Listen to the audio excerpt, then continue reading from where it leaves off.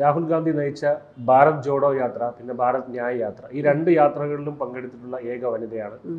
Through out ഉണ്ടായിരുന്നത് അല്ലേ? പിന്നെ 7ഓളം സംസ്ഥാനങ്ങളിലെ തെരഞ്ഞെടുപ്പ് നിരീക്ഷകയായിട്ട് പ്രവർത്തിച്ചിട്ടുണ്ട് മാഡം. അപ്പോൾ ഈ ഒരു അനുഭവ സമ്പത്ത് കൊണ്ട് ആണ് ഞാൻ ചോദിക്കുന്നത്. അങ്ങനെയുള്ള ഒരാളോട് എനിക്ക് എന്തെങ്കിലും നേരിട്ട് കാണുകയാണെങ്കിൽ ചോദിക്കണമെന്ന് തോന്നിയ കാര്യമാണ്. ഇപ്പോൾ രാഹുൽ ഗാന്ധി രാജ്യമൊട്ടാകെ ഒരു അനുഭവം എന്നാണ് പറയുന്നത്.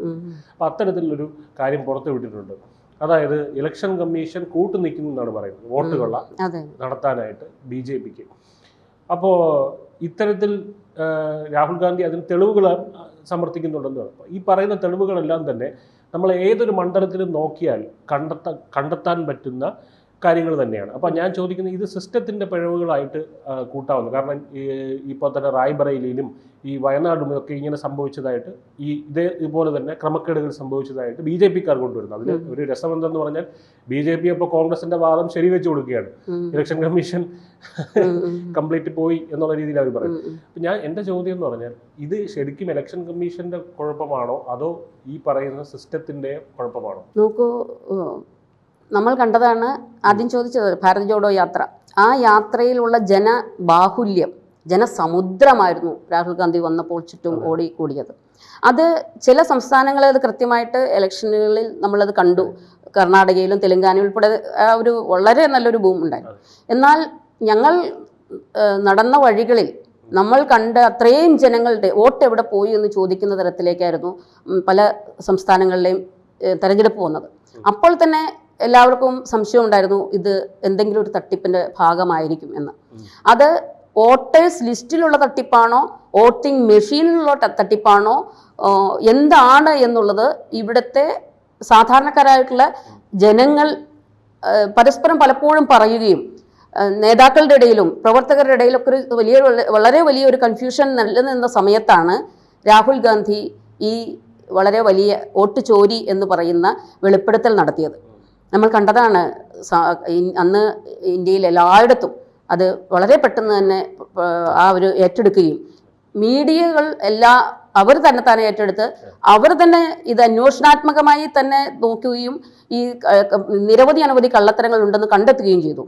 അപ്പോൾ അതിൽ രണ്ടാമത്തെ ചോദ്യത്തിൽ ഇത് സിസ്റ്റത്തിൻ്റെ പിഴവാണോ അതോ എന്തുകൊണ്ടാണ് ഇത്തരം വന്നിരിക്കുന്നത് എന്ന് ഇപ്പോൾ BJP പോലും അംഗീകരിക്കുന്നു എന്ന് പറയുമ്പോൾ തീർച്ചയായിട്ടും നമ്മൾക്കൊരു ഇന്ത്യക്ക് ഇത്രയും വലിയൊരു ജനാധിപത്യ രാജ്യമായ, നമുക്കറിയാം ലോകത്തെ ഏറ്റവും വലിയ ജനാധിപത്യ രാജ്യമാണ് ഇന്ത്യ. ഏറ്റവും വലിയ സീനിയോറിറ്റി ഉള്ള പാർട്ടിയാണ് ഇന്ത്യൻ നാഷണൽ കോൺഗ്രസ്. ഇത് വർഷങ്ങളായി നമ്മളിവിടെ നിരവധി തെരഞ്ഞെടുപ്പ് കമ്മീഷനുകൾ കണ്ടിട്ടുണ്ട്. ശ്രീ TN ശേഷൻ ഉൾപ്പെടെയുള്ള പരിണിതപ്രജ്ഞനായിട്ടുള്ളവർ ഇരുന്ന ഒരു കസേരയാണത്.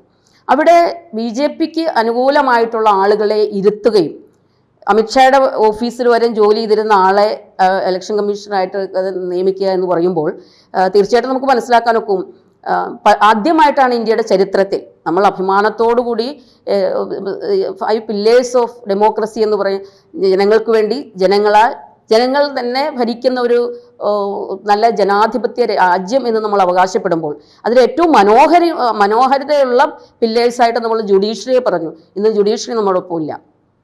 അതുപോലെ ഗോദി മീഡിയയായി മാറിയിരിക്കുന്നു. ലെജിസ്ലേച്ചറോ അതുപോലെ എക്സിക്യൂട്ടീവ് എല്ലാം സമസ്ത മേഖലയിലും ഒരു ഫാസിസ്റ്റ് അതല്ലെങ്കിൽ കോർപ്പറേറ്റുകളുടെ ഒരു കടന്നുകയറ്റമാണ് നമ്മൾ കാണുന്നത്. ആ സമയത്താണ് തിരഞ്ഞെടുപ്പ് കമ്മീഷൻ പോലും ചോദ്യചിഹ്നമായി നിൽക്കുന്നത്. കൃത്യമായിട്ട് അത് നമുക്ക് രാഹുൽ ഗാന്ധി ഉൾപ്പെടെയുള്ള ആളുകൾക്ക് മനസ്സിലായപ്പോഴാണ് അത് കോടതി നേരിട്ട് ചോദ്യം ചെയ്തത്. അപ്പോൾ ചോദിച്ചപ്പോൾ ഡിജിറ്റൽ തെളിവുകൾ വേണമെങ്കിൽ കൊടുക്കാമായിരുന്നു. വിത്തിൻ ഒരാഴ്ചയ്ക്കുള്ളിൽ ഈ തെരഞ്ഞെടുപ്പ് കഴിഞ്ഞ് ഒരാഴ്ചയ്ക്കുള്ളിൽ ഇതിൻ്റെ കോടതിയിൽ ചോദ്യം ചെയ്യാൻ നമുക്ക് കഴിയുമായിരുന്നു. പക്ഷേ ഡിജിറ്റൽ അല്ലാത്ത തെളിവുകൾ കൊടുത്ത് പേപ്പറിലുള്ള 7 മീറ്ററോളം ഉയരത്തിലുള്ള നിരവധി പേപ്പറുകൾ കൊടുത്ത് വോട്ടർ പട്ടികയുടെ ലിസ്റ്റ് കൊടുത്തപ്പോൾ അവർ കരുതിയത് രാഹുൽ ഗാന്ധി ഇതൊന്നും നോക്കില്ല എന്ന്. എന്നാൽ ഒരു ടീമിനെ വെച്ച് 6 മാസത്തോളം എടുത്താണ് അതിലെ കണക്കുകളിലുള്ള ഓരോ പോരായ്മകൾ. അത് XY, അതിൽ ചിലത് കോൺഗ്രസിൻ്റെ ഉണ്ടാവും, ചിലത് BJPയുടെ ഉണ്ടാവും എന്നുള്ളത് ഉണ്ട്. അതാണ് നമ്മൾ പലയിടത്തും പല കാര്യങ്ങൾ, ഇപ്പോൾ റായ്ബറേലിയുടെ അതല്ലെന്നുണ്ടെങ്കിൽ വയനാടൊക്കെ ഉൾപ്പെടെ നിങ്ങൾ ചോദിച്ചതിൽ അതൊക്കെ വരാം, സ്വാഭാവിക. പക്ഷേ അതിൽ അതിശയോക്തിപരമായി ഒരു വിഭാഗത്തിൻ്റെ നമ്മളൊരു കള്ളത്തരം ചെയ്യുമ്പോൾ കാടടച്ച് വെടിവെക്കില്ലെന്ന് പറയുന്ന പോലെ അവിടെ ഇവിടെയൊക്കെ ചിലത് കോൺഗ്രസിന്റെ ആളുകളെ ഒഴിവാക്കുന്ന തരത്തിൽ അല്ലെങ്കിൽ ചേർക്കുന്ന തരത്തിൽ വെച്ചിട്ട് ബഹുഭൂരിപക്ഷം വന്നത് BJPയുടെ വശത്തു നിന്നുള്ള കള്ളത്തരങ്ങളാണ്. അപ്പോൾ എടുത്തു കാണിക്കാൻ അവർക്ക് അവിടെയോ ഇവിടെയോ ഓരോന്നുള്ളപ്പോൾ ലക്ഷക്കണക്കിന് വോട്ടർമാരാണ് വോട്ടർ പട്ടികയിൽ തന്നെ പല പേരുകളിലായിട്ട് കടന്നുകൂടപ്പെട്ടത്. അതിൻ്റെ ഉദാഹരണം ഇവിടെ ആദ്യമായിട്ട് NDAയുടെ അല്ലെങ്കിൽ BJPയുടെ ഒരു കാൻഡിഡേറ്റ് സുരേഷ് ഗോപി തൃശ്ശൂർ ജയിച്ചത് ഇപ്പോഴും നമ്മൾ കണ്ടുകൊണ്ടിരിക്കുക. അദ്ദേഹത്തിൻ്റെ കുടുംബാംഗങ്ങളുടെ നെറ്റശ്ശേരിയിൽ അവർ താമസിക്കുന്നില്ല. അദ്ദേഹത്തിൻ്റെ അനിയൻ്റെയും കുടുംബത്തിൻ്റെയും ഒക്കെ വോട്ട് ചേർക്കപ്പെട്ടിരിക്കുന്നു. RSS നേതാക്കളുടെ 2 പേരുടെ വോട്ട് ചേർത്തു. അതുകൂടാതെ കഴിഞ്ഞ തവണ പരാജയപ്പെട്ടല്ലോ. അതായത് ആ വർഷം മുതൽ അദ്ദേഹം തൃശ്ശൂർ കേന്ദ്രീകരിച്ച് പ്രവർത്തിക്കുന്നതായിട്ട് നമ്മൾ കണ്ടിട്ടുണ്ട്. അപ്പോൾ അദ്ദേഹം സ്വാഭാവികമായിട്ടും അവിടെ ഒരു വാടക വീടെടുത്ത് താമസിക്കുന്നുണ്ടായിരിക്കാം. അദ്ദേഹത്തിൻ്റെ ഭാര്യയ്ക്കും മക്കൾക്കും അവിടെ വോട്ട് ചേർക്കുന്നതിൽ എന്താണ് തെറ്റ്? നോക്കൂ, നമുക്ക് വിദേശത്തുള്ള പ്രവാസികളായിട്ടുള്ള വിദേശത്തുള്ള അന്നം ഈ നാടിന്റെ സമ്പദ് വ്യവസ്ഥ പിടിച്ചു നിർത്തുന്ന സാമ്പത്തിക അച്ചുതണ്ടിനെ നിയന്ത്രിക്കുന്ന പ്രവാസികളായിട്ടുള്ള ഒരു നാട്ടിലില്ല എന്നുള്ള പേര് പറഞ്ഞ് അവരുടെ പേര് വോട്ടേഴ്സ് ലിസ്റ്റിൽ നിന്ന് ഒഴിവാക്കിയിരിക്കുന്ന നമ്മുടെ നാട്ടിൽ താൽക്കാലികമായി അത് 2 വർഷമെങ്കിലും ഒരാളോടെ താമസിക്കുക എന്നുള്ളതുണ്ട്. ഈ പറയുന്ന 2 വർഷമെങ്കിലും താമസിക്കുമ്പോഴാണ് സാധാരണഗതിയിൽ ഇങ്ങനെ ഒരാൾ അവിടെ താമസിച്ചു എന്നുള്ളത്. ഇപ്പോഴത്തെ നിയമം അനുസരിച്ച് 6 മാസ കാലയളവാണ് ഈ പറഞ്ഞിരിക്കുന്നത്. അത് കൃത്യമായ വാടക ചീട്ട് പ്രകാരം കൊടുക്കാമെന്ന് പറഞ്ഞിരിക്കുന്നത്. അത് ഇതിനു മുമ്പ് അങ്ങനെയായിരുന്നു, 2 വർഷമായിരുന്നല്ലോ. അതാണിപ്പോ ഈ 6 മാസമായി ചുരുക്കിയിരിക്കുന്നത്. പക്ഷേ അവിടുത്തെ ജനങ്ങൾ വിഡ്ഢികളൊന്നുമല്ല, അവർ കണ്ടുകൊണ്ടിരിക്കുന്നതാണ്. ഇപ്പം ഞങ്ങളിപ്പോൾ സുരേഷ് ഗോപി ഇവിടെ താമസിച്ചോ ഇല്ലയോ എന്നുള്ളത്, സുരേഷ് ഗോപിയുടെ അനിയൻ്റെയും കുടുംബവും അവരവിടെ താമസിച്ചിട്ടില്ല എന്നുള്ളത് നമുക്ക് കൃത്യമായിട്ട് അറിയാം, സുഭാഷ് ഗോപി ഉൾപ്പെടെ. അതുപോലെ തന്നെ ആലത്തൂരുള്ള നിരവധി BJP പ്രവർത്തകർ, പാലക്കാട് ജില്ലയിലുള്ള നിരവധി BJP പ്രവർത്തകരുടെ വോട്ട് എങ്ങനെയാണ് തൃശ്ശൂർ ജില്ലയിലെത്തിയത്? അപ്പോൾ കൃത്യമായി തൃശ്ശൂർ ജില്ലയിൽ ഒരു ഫ്ലാറ്റ് കേന്ദ്രീകരിച്ച് അവിടെ വാടകയ്ക്കെടുത്ത് ആ ഫ്ലാറ്റിന്റെ അഡ്രസ്സിലാണ് ഇത് വന്നിരിക്കുന്നത് എന്ന് പറയുമ്പോൾ കൃത്യമായി നമുക്കറിയാം.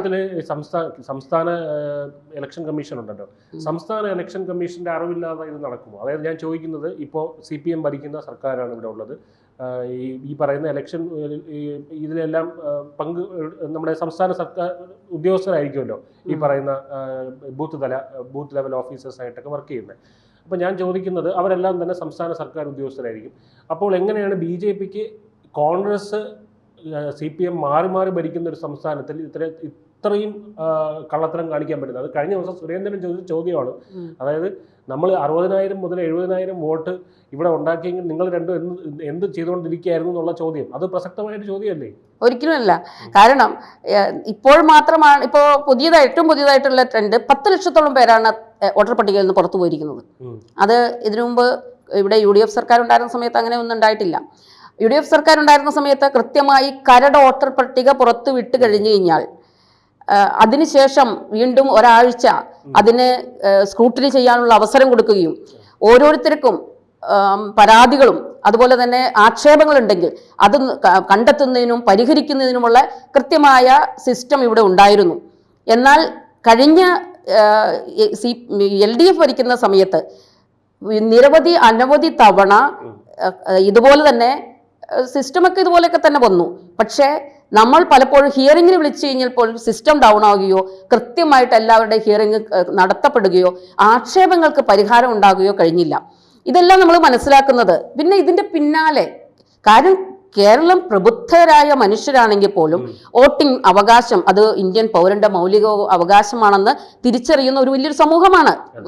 ബുദ്ധിയുള്ള ഒരു വീട്ടിൽ ഓരോരുത്തരും സാക്ഷരതയിൽ മുൻപന്തിയിൽ നിൽക്കുന്നൊരു സംസ്ഥാനമാണ് വർഷങ്ങളായിട്ട്. അത് ഈ ഭരണകാലത്തുള്ളതല്ല. അപ്പോൾ അതുപോലെ തന്നെ കേരളത്തിൻ്റെ മനസ്സ് ഒരു മതേതര മനസ്സാണ്. അതുകൂടാതെ തന്നെ ഇതുപോലെ തെരഞ്ഞെടുപ്പിനെല്ലാം വളരെ നല്ല രീതിയിൽ നോക്കിക്കാണുന്ന, പോസിറ്റീവായി നോക്കിക്കാണുന്ന, പക്ഷെ ഇപ്പോഴത്തെ തലമുറയ്ക്ക് അത് കുറച്ച് താല്പര്യക്കുറവുണ്ടെങ്കിൽ പോലും നാളിതുവരെ അങ്ങനെയാണ് നമ്മൾ നോക്കിക്കണ്ടിരിക്കുന്നത്. പക്ഷേ LDF സർക്കാർ തെരഞ്ഞെടുപ്പിനെല്ലാം വളരെ ലാഘവത്തോടെയാണ് നോക്കിക്കാണുന്നത്. അത് പറയേണ്ടിയിരിക്കുന്നു.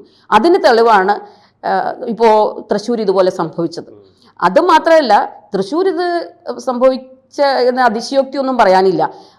പൂരം കലക്കുന്നതിലൊക്കെ ഈ സംസ്ഥാന സർക്കാരിൻ്റെ നിർണായകമായ പങ്കുണ്ടായിരുന്നു എന്നുള്ളതും, അത് അങ്ങനെ ഒരു വിഭാഗത്തിന് പ്രയോറിറ്റി കൊടുത്തുകൊണ്ടോ അതല്ലെങ്കിൽ അവരെ ഒരു ഏകപക്ഷീയമായ തരത്തിലൊരു പ്രവർത്തനങ്ങളാണ് നടത്തിയതെന്ന് പറഞ്ഞത് ഞങ്ങളല്ല.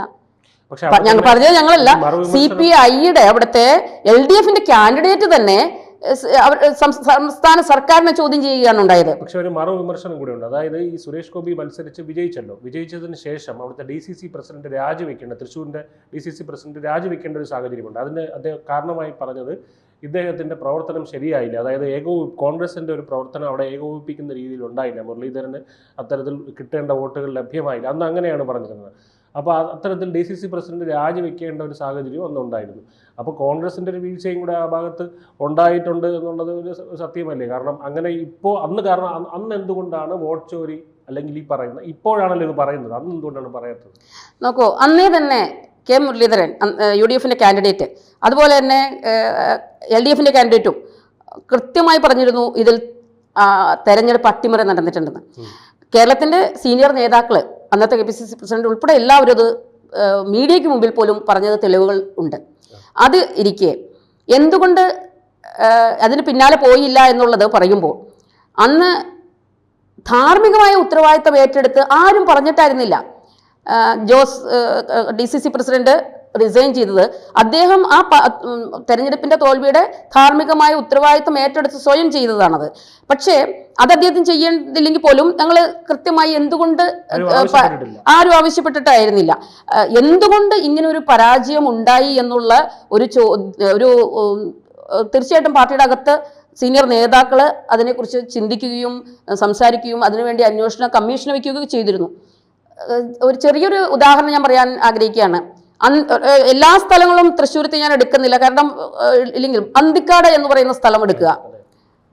സത്യനന്തിക്കാടിന്റെ നാട് കൂടിയായ അന്തിക്കാട്, നമുക്കറിയാം കഴിഞ്ഞ തവണ എത്ര അവിടെ ഇടതുപക്ഷത്തിന്റെ വോട്ടുണ്ടായിരുന്നു.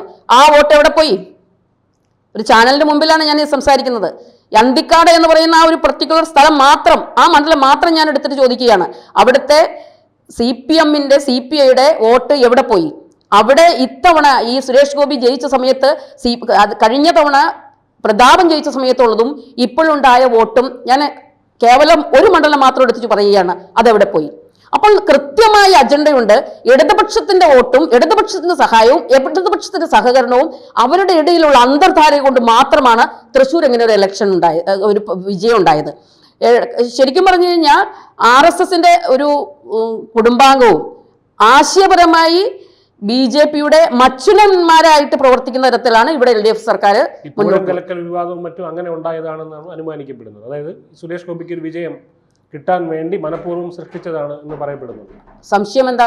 കാരണം നമുക്കറിയാം, കെ സുരേന്ദ്രൻ തന്നെ പറഞ്ഞിരുന്നു, ഞങ്ങൾക്കൊരു 30 സീറ്റ് കിട്ടിയ കേരളത്തിലെ ഭരണം ഞങ്ങൾ കൈയാളുമെന്ന്. കാരണം പർച്ചേസ് ചെയ്യാമെന്ന് കരുതിയിട്ടാണ്. അതുമാത്രമല്ല, ചോദിക്കട്ടെ, നിരവധി വിഷയങ്ങളുണ്ടായി ഇവിടെ. പ്രതിപക്ഷമായിട്ട് UDF-ഉം അതുപോലെ തന്നെ കോൺഗ്രസിന്റെ നേതാക്കളല്ലാതെ ഇവിടെ ഒരു പ്രതിപക്ഷമായിട്ട് തന്നെയാണല്ലോ ഇരിക്കുന്നത് BJP. ഇതേവരെയും പിണറായി വിജയനെതിരെ ഏതെങ്കിലും ഒരു സ്റ്റേറ്റ്മെന്റ് ഇവർ നടത്തുന്നുണ്ടോ? സമരങ്ങൾ മുറകളിൽ കാണുന്നുണ്ടോ? ഇവര് മച്ചമ്പിമാരായിട്ട് നിൽക്കുന്ന തരമാണ് നമ്മൾ കാണുന്നത്. കൃത്യമായി പറഞ്ഞ വളരെ ശക്തമായി അന്തർധാര അവരുടെ ഇടയിലുണ്ട്. അത് പലയിടത്തും തദ്ദേശ സ്വയംഭരണ സ്ഥാപനങ്ങൾ എടുത്തു നോക്കിയ അനവധി സ്ഥലങ്ങളുണ്ട്. പന്തളം ഉൾപ്പെടെ നിരവധി കണക്കുകൾ പറയാനാണെങ്കിൽ പലയിടത്തും കൂട്ടുകൃഷി പോലെ അവർ ഭരിച്ചുകൊണ്ടിരിക്കുന്ന സ്ഥലങ്ങളുണ്ട്. പലയിടത്തും UDF-ന്റെ ഭരണം പോകുന്നതിന് വേണ്ടി അവിശ്വാസ പ്രമേയത്തിൽ LDF-ന് അനുകൂലമായി BJP-യുടെ മെമ്പർമാർ വോട്ട് ചെയ്തിരിക്കുന്ന സ്ഥലങ്ങളുണ്ട്. അപ്പൊ നോക്കുമ്പോൾ നമുക്ക് കൃത്യമായി അറിയാം, ശക്തമായ രീതിയിലുള്ള അന്തർധാര LDF-ഉം RSS-ഉം BJP-യുമായിട്ട് കേരളത്തിലുണ്ട്. അതുകൊണ്ട് ഈ വോട്ട് ചോരി എന്ന് പറയുന്നത് ഇന്ത്യൻ പൗരന്റെ മൗലികാവകാശങ്ങൾ പെടുന്ന പിണറായി വിജയൻ എന്ന് പറയുന്ന ഒരു സർക്കാർ ഒരു മുഖ്യമന്ത്രി ഇതേവരെ ആ വിഷയത്തിൽ വാ തുറന്നിട്ടില്ല. ഒരു ചാനലിന്റെ മുമ്പിൽ ഇരുന്ന് ഞാനിത് പറയുന്നത്. പിണറായി വിജയൻ ആ വിഷയത്തിൽ എന്ത് ശബ്ദിച്ചു? അത് അനുകൂലമായിക്കോട്ടെ പ്രതികൂലമായിട്ടോ ഒരു ഇന്ത്യൻ പൗരൻ എന്ന നിലയിൽ, കേരളത്തിന്റെ മുഖ്യമന്ത്രി എന്നുള്ള നിലയിൽ ഇതുപോലെ ഈ വിഷയത്തിൽ അദ്ദേഹത്തിന് അഭിപ്രായം പറയാമല്ലോ. എന്തുകൊണ്ട് പറയുന്നില്ല? ഇന്ത്യ മൊത്തം ഈ വിഷയത്തെക്കുറിച്ച് ചോദിക്കുമ്പോൾ അദ്ദേഹത്തിന് ഈ വോട്ട് ചോരി എന്ന് പറയുന്നത്, അതല്ലെങ്കിൽ ഇവർ പറയുന്നത് ഫാസിസ്റ്റ് വർഗീയ ഫാസിസത്തിനെതിരാണ് പ്രവർത്തിക്കുന്നതെന്ന് പറഞ്ഞാൽ BJPയുടെ ഇത്തരത്തിലുള്ള നിലപാടിന് എന്തുകൊണ്ട് പിണറായി വിജയൻ ചോദ്യം ചെയ്യുന്നില്ല? ഒരു പ്രസക്തമായ ഒരു കാര്യമാണല്ലോ. കേരളത്തിലെ പൊതുസമൂഹം ഇതെല്ലാം നോക്കിക്കണ്ടുകൊണ്ടിരിക്കുകയാണ്. കൃത്യമായിട്ടറിയാം BJPയും LDFും തമ്മിൽ വളരെ ശക്തമായ ഒരു അന്തർധാരയുണ്ട്. അത് വരുന്ന ഇലക്ഷനിൽ അത് പ്രവർത്തിക്കാനായിട്ടാണ് ഇരിക്കുന്നത്. പക്ഷെ അത് കേരളത്തിനൊരു മനസാക്ഷിയുണ്ട്, അത് മതേതരമാണ്. ഇതെല്ലാം പറഞ്ഞാലും അവസാന സമയം വരുമ്പോൾ കൃത്യമായി ഇടതുപക്ഷത്തിന്റെ അത് അവരുടെ ഒരു ജിഹ്വ തന്നെ സോഷ്യലിസ്റ്റ് സെക്യുലർ ഡെമോക്രാറ്റിക് ആണ്. ആ കൃത്യം ആ സമയം വരുമ്പോൾ ഈ പിണറായിയുടെ ഈ അകത്തുള്ള അതിൽ ഈ മറ്റു ചില നേതാക്കളുടെയും തൃശ്ശൂർ പൂരം ഉൾപ്പെടെയുള്ള നമുക്കറിയാം PV അൻവർ ആ ഒരു വിഷയം പറഞ്ഞുകൊണ്ടാണ് ഒരു MLA പോസ്റ്റ് പോലും വേണ്ടാന്ന് വെച്ച് ഇറങ്ങിപ്പോരുന്നത്. അതായത് ഇടതുപക്ഷത്തിന്റെ അകത്ത് RSSന്റെയോ BJPയുടെ ആളുകൾ അതിന്റെ വക്താക്കളായി ഇവർ പ്രവർത്തിക്കുന്നു എന്ന് പറഞ്ഞിട്ട് ഇറങ്ങി പോവുകയാണ് ഉണ്ടായത്. അപ്പോൾ അത് ഇലക്ഷനൊക്കെ അടുത്ത് വരുമ്പോൾ അല്ലെങ്കിൽ ഈ വോട്ടിനെയെല്ലാം വളരെ പ്രാധാന്യത്തോടെ കൂടി കാണുന്ന സഖാക്കൾ തന്നെ ഈ തവണ അതിന് കൃത്യമായിട്ട് ഉത്തരം നൽകുമെന്ന് തന്നെയാണ് ഞാൻ പ്രതീക്ഷിക്കുന്നത്.